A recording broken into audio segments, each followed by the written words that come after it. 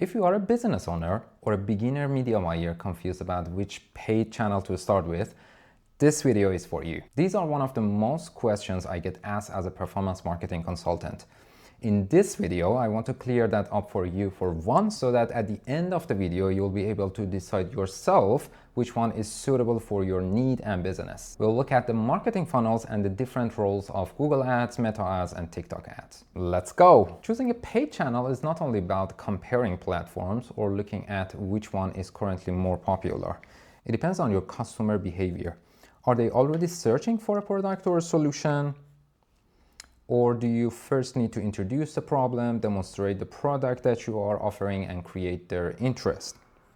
So one is on searching phase and the other one is on discovery phase. So in my previous video, I talked about what the media buyer actually does. If you want to see that video, I will put the link in the description. So in that video, I covered why you should start with business and the customer and the results that the company wants to achieve. So once we understand the business and the customer, the next questions are, where is the customer in the buying journey? So in which part of the funnel they are and what do they already know? And when we know the answer to these questions, then we should look for in which channel we can reach them in the right situation. So the channel is the last decision, not the first. So in this video, I'll talk more about these two steps, the funnel and the channel. So I always want to use a real use case and examples because I learn much faster this way. Let's use a robot vacuum cleaner as our main example. Imagine one customer searches on Google search engine for best robot vacuum for pet hair. Customer already knows about the solution and understand the product category. They may be comparing models, brands, prices, and the features. Now, on the other hand, let's imagine another customer scrolling through TikTok or Instagram. They see a short video of robot vacuum cleaner collecting pet hair from underneath the sofa. They were not actively looking for this product, but the demonstration caught their attention. So they have the affinity and they know about the product. They get interested and excited about it. So the product is the same, but the customer behavior is different. So we also need to target them in different situations and in different channels. One customer is already searching, the other one is discovery. This difference has a major influence on the channel advertisement and the message we should use. That's why we need to use different strategies and different channels. A simple marketing funnel helps us understand these different customer situations. At the awareness stage, customer has a problem or need. So they are aware of the problem, the need, or the solution that they are looking for. During the consideration phase, they search options, compare products, decide whether the solution is suitable for them. At the conversion stage, they are ready and close to purchasing. And after the purchasing, our retention marketing tries to maintain the relationship, make loyalty, encourage continued usage, or generate repeated purchase. We can also think about the customer's level of awareness. One customer may not know that the robot vacuum cleaner can clean pet hair effectively, so they are unaware of it.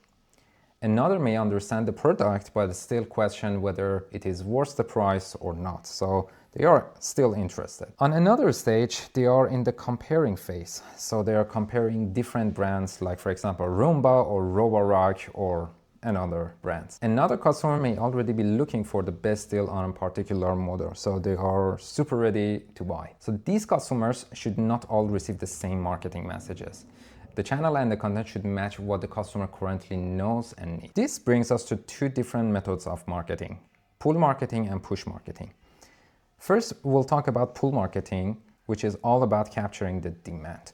Pull marketing means that the customer already has an interest or need, and the advertiser responds to that needs. Google Search, Google Feed, PMax are the best examples of it.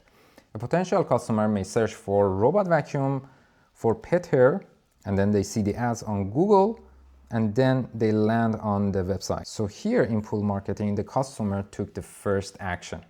The advertiser responds with a relative advertisement, product page, or piece of content.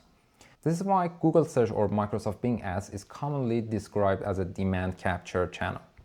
The demand already exists. The customer is actively pulling information toward themselves. However, We need to say that not every search has equal intent. Someone searching, how do robot vacuum cleaner work? So they are in the learning phase. They have low purchase intent. The other one might look for the best robot vacuum for pet hair. So they are searching to meet their need. And another customer, which is very high intent and ready to purchase, may search for buy robot vacuum online. So media buyers need to consider the intention behind the keywords, not only its search volume. Google or any other search engine can only capture searches that already happen. Imagine a company introduces a completely new home cleaning device. Potential customer may experience a problem, but they don't know how that this type of solution exists or what it is called, so they cannot search for it. In this situation, the company must first introduce the solution and create the awareness before it can capture the demand. And this is exactly how we get to the push marketing.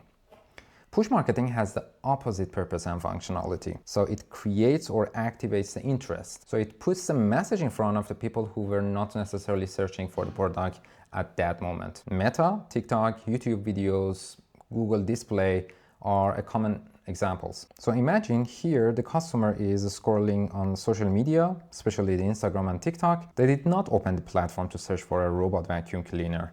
So then the ads enter their content experience. So here the brand takes the first action instead of the customer, and then here the creative is the signal, not the search term or the keyword. So this leads to one of the most important differences between the search and social advertising.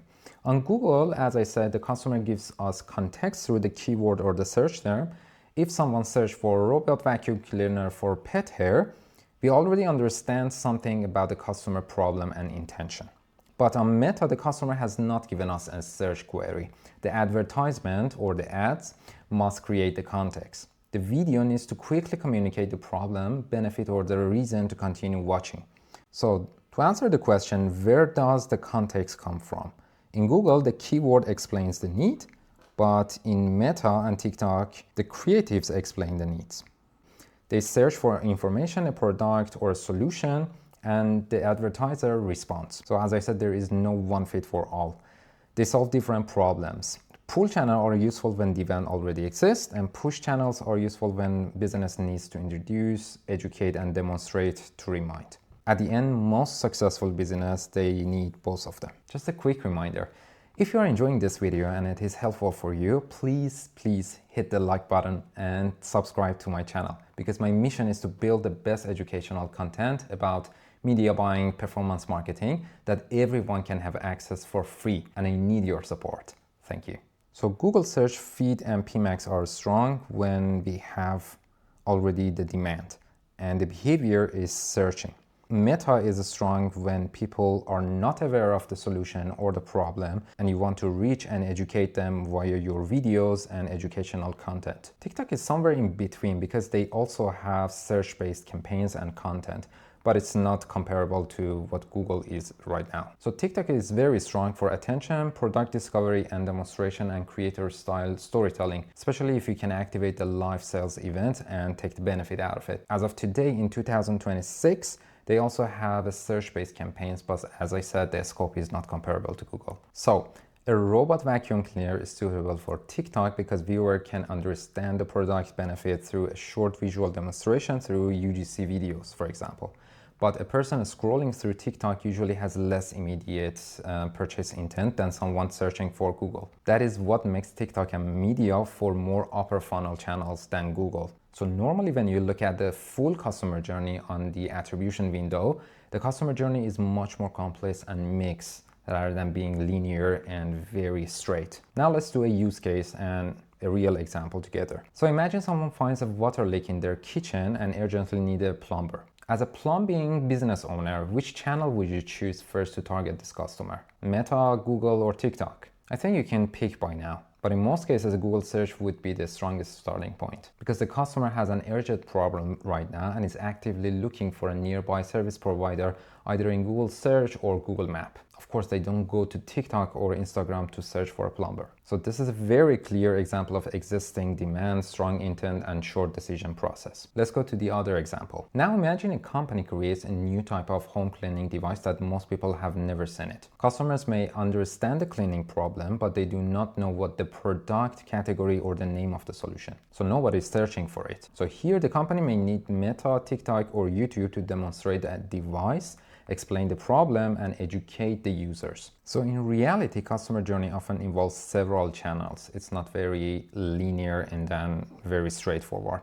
Imagine a person first sees the robot vacuum cleaner while they are scrolling on social media such as TikTok or Instagram. Let's imagine TikTok. So this is their first touch or first click. And then they see our ads and get interested in it.